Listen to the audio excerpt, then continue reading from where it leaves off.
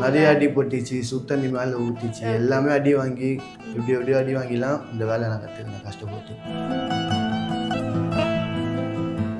ஓனரே சொன்னார், ஓனர் எந்த 6 மாதம் ஆகுது எனக்கு கற்றுக் கொடுத்தது அவர் தான், அவர் எந்த 6 மாதம் ஆகுது. இப்போ எனக்கு வீடியோ போகிறதுக்கு ஒரு மாதிரியாக கஷ்டமாக இருக்குது. ஒருத்தவங்க கமாலில் பார்த்தா டம் கஞ்சா அடிக்கிற அந்த அடிக்கிற இது அடிக்கிறேன், அந்த போலலாம் அந்த போல கிடையாது. பார்க்கறதுக்கு தான் அப்படி இருப்பேன் பிள்ளைங்க போல.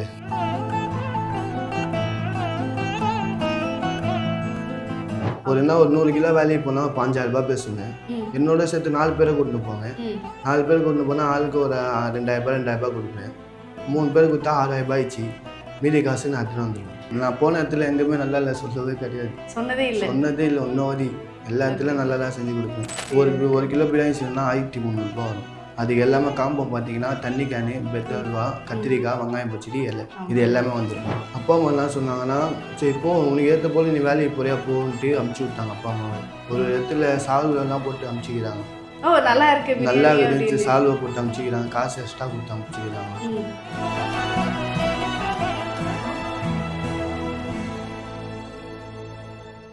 சம்மர் வந்தாச்சு. What's your plan for this holiday? GT Holidays, South India's #1 travel brand. மண்மனம் மாறா சுவைக்கு உதய் கிருஷ்ணா அசல் நெய். இப்போது புதிய அறிமுகம் ஆச்சி ஹோட்டல் சாம்பார் 50 கிராம் ரூபாய் 20 மட்டுமே. ஹாய் ஹமீத், எப்படி இருக்கீங்க? ஓகே, முதல்ல வாழ்த்துக்கள். ஸோ இப்போ எங்கே கேட்டாலும் சீச்சி பிரியாணி கடை ஃபேம் எங்கே அப்படின்னு கேட்டால் டக்குன்னு சொல்கிறாங்க. ஸோ அந்தளவுக்கு ஃபேமஸ் ஆகிருக்கீங்க. ஸோ நிறைய நேர்காணலில் பார்த்தீங்க அப்படின்னா உங்களோட பிரியாணி பயங்கர ஃபேமஸ் ஆயிடுச்சு. ஸோ பட் ஹமீத் எப்படிப்பட்டவர், அவருக்கு பின்னாடி இருக்கக்கூடிய விஷயங்கள் என்ன, அவர் ஸ்ட்ரகிள் பண்ண விஷயங்கள் என்ன, இந்த சீச்சி பிரியாணிக்கு முன்கதை என்ன அப்படிங்கிறது நிறைய பேருக்கு தெரியாதுன்னு நினைக்கிறேன். ஸோ அதை பற்றி தான் இந்த நேர்காணலில் நம்ம பேச போகிறோம். ஸோ ஹமீத் அப்படிங்கிறவர் எப்படிப்பட்டவர்? நான் நல்லவன் தாங்க, சத்தியமாக நல்லவன் தான். இப்போ இல்லை பார்க்குறவங்க என்ன நினைப்பாங்க, குடிப்பான் இவன் இந்த பழக்கத்தை பண்ணுவான்ட்டு. அதுதான் நல்லவன் தான். வேலைக்கு போனால் நல்ல பையன், எதுவுமே பண்ண மாட்டேன். பார்க்கறதுக்கு தான் அப்படி பிள்ளைங்க போல இருப்பேன், அது எதுவுமே கிடையாது. இப்போ இந்த சீச்சி பிரியாணி அப்படிங்கிற ஒரு விஷயம் இருக்குல்ல, இது எப்போ தொடங்குச்சு, இதை எப்படி ஸ்டார்ட் பண்ணீங்க நீங்கள்? இது 6 மாதம் ஆயிடுச்சுங்க நான் ஸ்டார்ட் பண்ணி.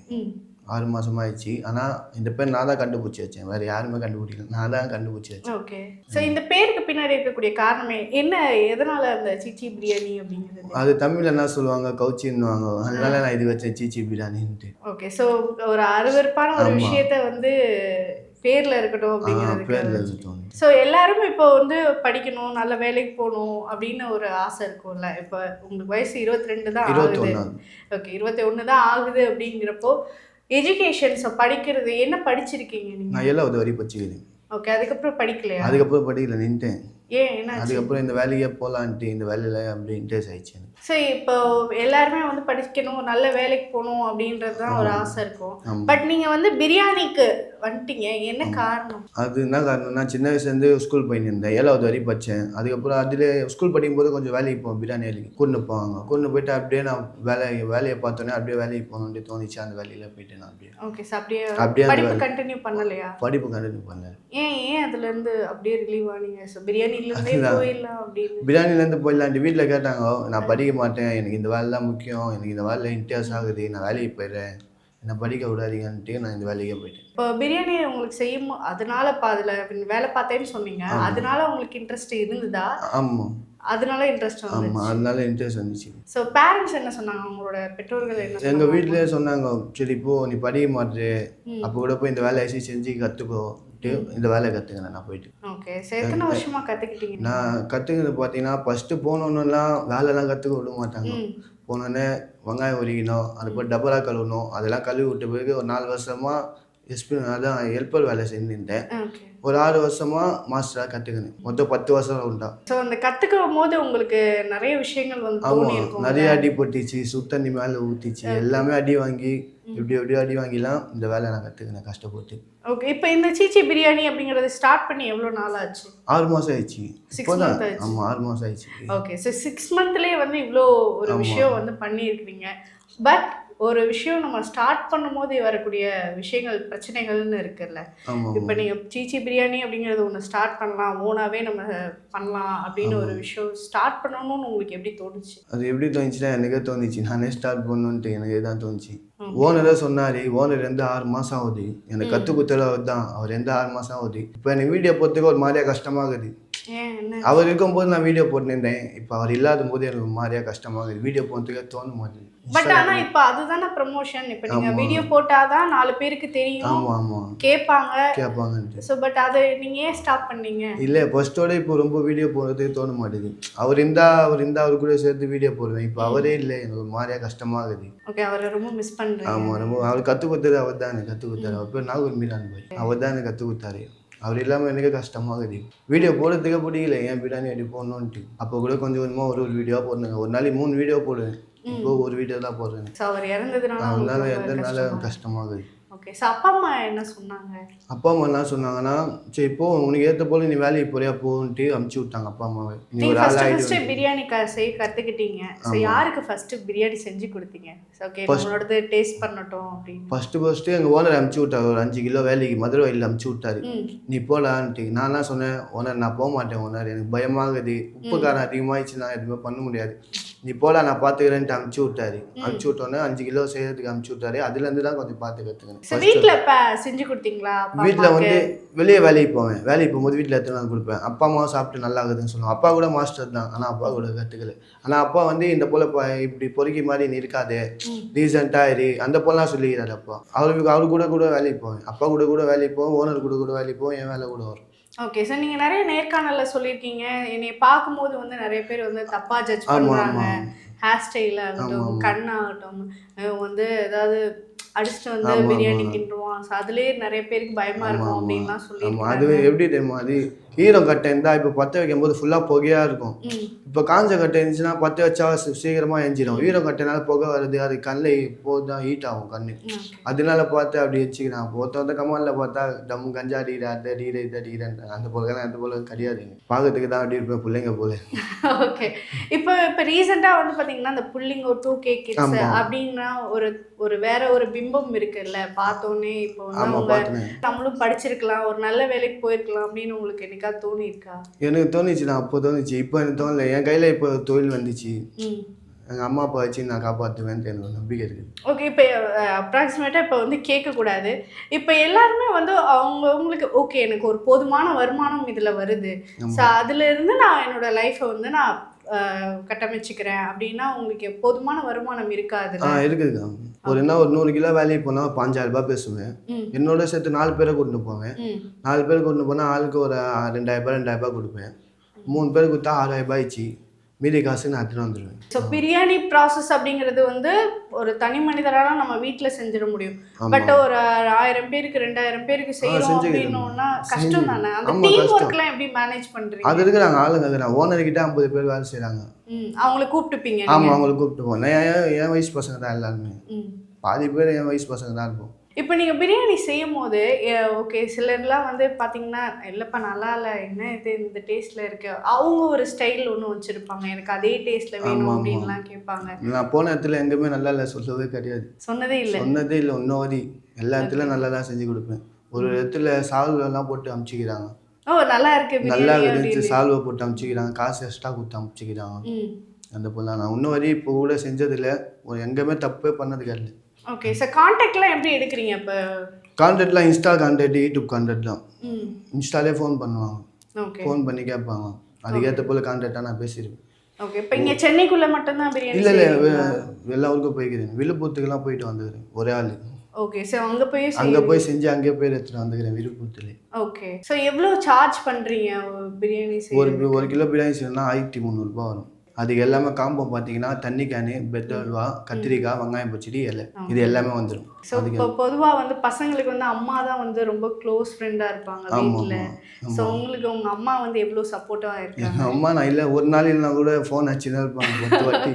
ஒரு நாள் இல்லை ஒரு 10 வாட்டி 5 வாட்டி ஃபோன் அடிப்பான், எங்கே இருக்கிறேன்ட்டு. வேலைக்கு போயிட்டா விட்டுருவாங்க, வேலைக்கு போனால் 5 வாட்டி 6 வாட்டி ஃபோன் அடிப்பான்.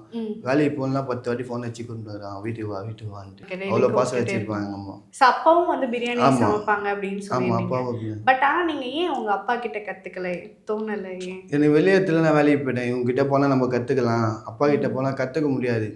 அவர் சொல்கிற வேலைலாம் இங்கே செய்ய முடியாது. அவருக்கும் எனக்கும் சண்டை வரும் நடுவில், எதுக்கு அதுன்ட்டு. நான் வெளியாள் கிட்ட போனால் கற்றுக்கலான்ட்டு அவங்ககிட்ட போய் எங்கள் ஓனர் கிட்ட போய் கற்றுக்கினேன். ஓகே, உங்கள் அப்பா ஏதாவது அட்வைஸ் கொடுப்பாரா? பிரியாணியில் இதெல்லாம் பண்ணு. அதெல்லாம் அவரும் சொல்லுவார். இந்த போல் மிளகாத்தூள் இந்த போல் போடு, கம்மியாக போடாத, கரெக்டாக போட்டுன்ட்டு உப்பு காரம் எல்லாமே சொல்லுவார். அவர் வேலைக்கு போனால் கூட நான் தான் செய்வேன், அவரை உட்கார வைப்பேன். அப்பா கஷ்டப்படக்கூடாதுன்ட்டு உட்கார வைப்பேன். அதே போல் ஓனரே அப்படி தான், நான் தான் வேலை செய்வேன், ஓனர் உட்கார வச்சு. ஸோ ஃபேமிலி வந்து ஒரு ஒரு பயங்கரமான, உங்களுக்கு தங்கச்சி வேற? ஆமாம், என் தங்கச்சி வந்து 12வது படிக்குது. 2 தம்பிங்க இருக்கிறாங்க. ஒரு தம்பி வந்து 7வது படிக்கிறான், இன்னொரு தம்பி 5வது படிக்கிறான். ஓகே, ஸோ இப்போ ஃபேமிலி எல்லாமே நீங்கள் தான் பார்த்துக்கிறீங்க? ஆமாம், நானும் அப்பா தான் பார்த்துக்கேன். 2 பேர் தான் பார்த்துக்கேன். பட் என்னைக்காவது ஒரு நாள் வந்து டக்குன்னு பேரண்ட்ஸ் வந்து நீ ஒழுங்காக நல்லா படிச்சிருக்கலாம்டா, ஸோ இப்போ வந்து பிரியாணி வேலை இது அடுப்பில் கஷ்டப்படுற அப்படின்லாம் சொல்லுவாங்கல்ல நிறைய சொல்லிக்கிறாங்க, வீட்டில் சொல்லிக்கிறாங்க, ஏன்டா படிச்சுக்கிட்டான்ட்டு. நான் அப்பயே கேட்கல, எங்கள் அம்மா சொன்னாங்க அப்பயே படிடான்ட்டு. நான் கேட்கல, கேட்காம இப்படியே சுற்றினே அப்படியே ஸ்கூல் படிச்சுன்னு போது அப்படியே போயிட்டேன் இந்த வேலை. ஓகே, ஒரு வேளை படிச்சிருந்தீங்க அப்படின்னா ஹமீத் அப்படிங்கிறவரை என்ன ஆயிருப்பாரு, என்ன படிக்கணும்னு உங்களுக்கு எய்மா இருந்தது? எனக்கு படிச்சிருந்தா நான் வக்கீல் படிச்சிங்கன்னு தோணும். வக்கீல் படிச்சிரு? ஆமாம். ஏன் வக்கீல் ரொம்ப பிடிக்கும்? வக்கீல் ரொம்ப பிடிக்கும், அதனால வக்கீல் படிக்கணும்னு தோணும். ஓகே, சரி, ஏதாவது பார்த்து இன்ஸ்பயர் ஆனீங்களா? சரி, இவர் பார்த்து தான் நான் வக்கீல் ஆகணும்னு ஆசைப்பட்டேன். நம்ம வீட்டில் நம்ம ஏரியாவில் நிறைய பேர் இருக்கிறாங்க வக்கீலுங்க, அதெல்லாம் பார்த்து சந்தோஷமாக இருக்கிறேன், நம்மளே இந்த போல் ஆகிருக்கணுமேன்ட்டு. ஓகே, வக்கீல் ஆகணுங்கிறது அவங்களோட ஆசை. ஆனால் படிக்கல எல்லாத்து வரைக்கும். ஓகே, பரவாயில்ல. ஸோ இப்போயும் வந்து பார்த்தீங்கன்னா நீங்கள் வக்கீல் ஆகலைனாலும் இப்போவும் 4 பேருக்கு தெரிகிற மாதிரியான ஒரு விஷயங்களை வந்து பண்ணிட்டு இருக்கீங்க. அதுலேயும் குறிப்பாக பசங்க அப்படின்னு எடுத்துக்கிட்டோம் அப்படின்னாலே மூதாரியாக சுற்றுவாங்க, செலவழிப்பாங்க அப்படிங்கிற ஒரு பேரை தாண்டி நீங்கள் வந்து பொறுப்பாக ஒரு வேலை பார்த்துட்டு இருக்கிறீங்க. ஸோ இந்த 21 வயசுல வந்து பிரியாணி அப்படிங்கிற ஒரு விஷயத்த வந்து கையில் எடுத்து கொண்டு வந்துருக்கு. ஷாப் ஏதாவது போடணும், கடை போடணும்? ஷாப்பு தான் போட்டால் இப்போ எனக்கு வெளியத்தில் கூப்பிடுவாங்க, என்ன தான் முக்கியமாக கூப்பிடுவாங்க. இப்போ நான் அந்த ஷாப் ஒட்டி இது போயிட்டேன்னா அதோ பார்க்க முடியாது, இதோ பார்க்க முடியாது. அதனால ஆர்டரே சென்ட்டு போயிடலான்ட்டு கம்முன்னு. நிறையா பேர் ஃபோன் பண்ணி கேட்குறாங்க, கடை வந்து வச்சுக்கிறீங்களா, சொல்லுங்கள் வரேன்ட்டு. அதனால ஷாப்பு போட்டால் நான் இது ஆர்டரை பார்க்க முடியாது, அதனால தான். பட் இப்போ நிறைய பேர் அப்படி தானே ஓப்பன் பண்ணுறாங்க. ஒரு கடை போட்டோம், ஒரு ஸ்டால் போட்டோம்னா ஃபஸ்ட்டு ப்ரிப்பேர் பண்ணி கொடுத்துருவாங்க, அது கடை அது பாட்டுக்கு ஓடிட்டு இருக்கும். ஸோ இவங்க வந்து சைடில் ஏதாவது கான்ட்ராக்ட் எடுத்து செய்வாங்க. ஸோ அந்த மாதிரி கூட உங்களுக்கு ஐடியா இல்லையா ஹெல்ப் பண்ண? அந்த போல் பண்ணலாம். நம்மக்கிட்ட பசங்க கிடையாது, ஊர்லேருந்து வரவைக்குன்னா அந்த பசங்க கரெக்டாக இருக்க மாட்டாங்க. அதனால தான் நம்மளுக்கு இந்த ஆர்டரே போதும், ஒரு மாதத்தில் ஒரு 5 ஆர்டர் 20 ஆர்டர் வருது, அதில் சம்பாதிச்சு வீட்டில் கம்முனுக்கலான்ட்டு. ஓகே, ஸோ எங்கே ப்ரிப்பேர் பண்ணுவீங்க இந்த இப்போ பிரியாணி செய்யணும் அப்படின்னா எங்கெல்லாம் ப்ரிப்பேர் பண்ணுவீங்க? லொக்கேஷன்லேயே போய்? லொக்கேஷனில் போவேன், அதுக்கப்புறம் ஃபோன் பண்ணி அவங்களே கூப்பிடுவாங்க, லொக்கேஷன் அனுப்பிச்சி விட்ருவாங்க, ஃபோன் பண்ணி கூப்பிடுவாங்க, நான் போவேன். லோக்கலில் தான் அதிகமாக செஞ்சுருப்பேன், வெளியூருக்கு ஒரு வாட்டி தான் போய்ட்டு இருந்தேன், மிச்சம் தான் லோக்கல் தான். ஓகே, இப்போ பிரியாணிலே வந்து பார்த்தீங்கன்னா ஏகப்பட்ட ஸ்பெஷல் ஐட்டம்ஸ் இருக்கு. ஆமாம். ஸோ நீங்கள் என்ன ஸ்பெஷலாக செய்வீங்க பிரியாணி? நான் ஸ்பெஷலாக செய்வேன் பார்த்தீங்கன்னா நெய் பிரியாணி செய்வேன். நெய் பிரியாணி? ஆமாம். ஓகே, நெய் பிரியாணி, நாட்டுக்கோழி பிரியாணி. ஓகே, அதுக்கப்புறம் இந்த நெய் சோறுன்னுவாங்களே, ஒயிட் சோறு, அதே செஞ்சுக்கிறேன். ஓகே, அதுக்கப்புறம் வந்து காளான் பிரியாணி, அதெல்லாம் செஞ்சுக்கிறேன். ஸோ மோஸ்ட்லி எல்லாருமே பிரியாணி அப்படின்னு எக்ஸ்பெக்ட் பண்ணாங்கன்னா ஒன்று மட்டன் பிரியாணி, இந்த சிக்கன் பிரியாணி இதுதான். அதுதான். அதுலேயும் பிரியாணிலே வந்து நிறைய வெரைட்டிஸ் வந்து இருக்கு. பாஸ்மதி, இல்லைன்னா சீரக சம்பா, இந்த மாதிரி. ஸோ நீங்கள் என்ன பாஸ்மதியில் தான் செய்வோம்? ஆமாம், பாஸ்மதியில் நாங்கள் செய்வோம். ஊர் சைட் போடுறது தான் சீரக சம்பா வந்துடும், நம்ம சென்னையிலனா ஃபுல்லாக பாஸ்மதி தான். இப்போ பிரியாணி அப்படின்னு நீங்கள் செய்யும் போது அதில் சில விஷயங்கள்லாம் இப்போ நிறைய கெமிக்கல்ஸ் ஆட் பண்ணுவாங்க, ப்ரிசர்வேட்டிவ்ஸ் ஆட் பண்ணுவாங்க, டேஸ்ட்டுக்காக நிறையா விஷயங்கள் சேர்ப்பாங்க. அந்த மாதிரி ஏதாவது இருக்கா, இல்லை நேச்சுரலாகவே உங்களோட பிரியாணி டேஸ்ட்டுக்கோசம் ஒருத்தவங்க அந்த அஜினமோட்டோலாம் போடுவாங்க, நாங்கள் அதெல்லாம் போட மாட்டோம். அஜினமோட்டோலாம் போட்டால் நல்லா இருக்காது, நல்லா அஜினமோட்டோலாம் போட மாட்டோம், அப்படியே தான் செய்வோம். ஸோ நேச்சுரல் எந்த கெமிக்கலாக கலக்க மாட்டோம், அப்படி தான் செய்வோம். வெங்காயம், தக்காளி, மிளகாத்தூள், மஞ்சத்தூள், அவள் தான், இதில் தான். ஸோ உங்களோட பிரியாணியில இப்போ நிறைய பேர் பாய் வீட்டு பிரியாணினா ரொம்ப டேஸ்ட்டாக இருக்கும் அப்படின்னு சொல்லுவாங்கல்ல. ஸோ உங்களுடைய பிரியாணியில ஹைலைட்டுனா இதுதான் என்னோட பிரியாணியில் ஒரு டேஸ்ட் கொடுக்கும் அப்படின்னா இதை சொல்லுவீங்க? என்னோட பிரியாணி நான் மட்டன் பிரியாணி தான் சொல்லுவேன். எல்லா வீட்டில் பாய் வீட்டில் மட்டன் பிரியாணி தான் நல்லா இருக்கும். ஆமாம். ஓகே ஸோ நெக்ஸ்ட் டைம் நாங்கள் வந்தால் கண்டிப்பாக எங்களுக்கு பிரியாணி செஞ்சு செஞ்சு தருவீங்களா? தாங்க. இதில் என்ன இருக்குது உங்களுக்கு தானேக்கா செஞ்சு தான். நீ ஃபோன் பண்ணி கூட சொல்லுங்கள், நான் எடுத்துகிட்டு வந்து கொடுக்குறேன். ஷுர், கண்டிப்பாக மாதம் உங்களுக்கு ஒரு மிகப்பெரிய வாழ்த்துக்கள். ஸோ பிரியாணி அப்படிங்கிற ஒரு விஷயம் இந்த சின்ன வயசில் வந்து எடுத்திருக்கீங்க. ஸோ கூடிய சீக்கிரம் எல்லாரும் ஆசைப்படுற மாதிரி ஷாப் ஓப்பன் பண்ணுங்கள். ஸோ கண்டிப்பாக நாங்களும் வரோம். வாழ்த்துக்கள். வாழ்த்துக்கள். சம்மர் வந்தாச்சு. What's your plan for this holiday? GT Holidays, South India's #1 travel brand. மண்மனம் மாறா சுவைக்கு உதய் கிருஷ்ணா அசல் நெய். இப்போது புதிய அறிமுகம் ஆச்சி ஹோட்டல் சாம்பார் 50 கிராம் ரூபாய் 20 மட்டுமே.